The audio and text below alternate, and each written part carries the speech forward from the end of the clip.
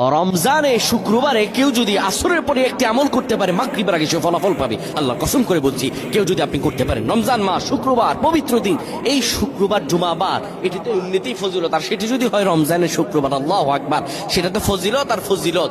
কেউ যদি রমজান মাসের জুমাবারে এই আমলটি করতে পারে, আমার আল্লাহ তার ভাগ্য খুলে দিবেন।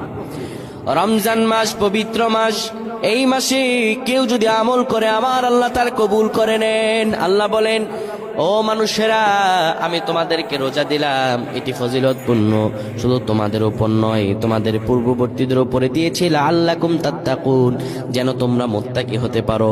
নবীজি আমার বলেন, দোয়া আহু মুস্তাজাবুম মুদাআফ, রোজা রেখে কেউ যদি আমার আল্লাহর কাছে দোয়া করে আমার আল্লাহ তার দোয়াগুলো কবুল করে নেন।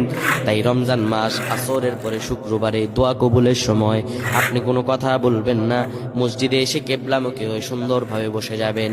আসর নামাজের পরে কথা না বলে আপনি এই দুরূদটি 80 বার পড়বেন, আল্লাহুম্মা সাল্লি আলা সাইয়্যিদিনা মুহাম্মাদানিন নাবিয়্যিল উম্মি ওয়া আলা আলিহি ওয়া সাল্লিম তাসলিমা।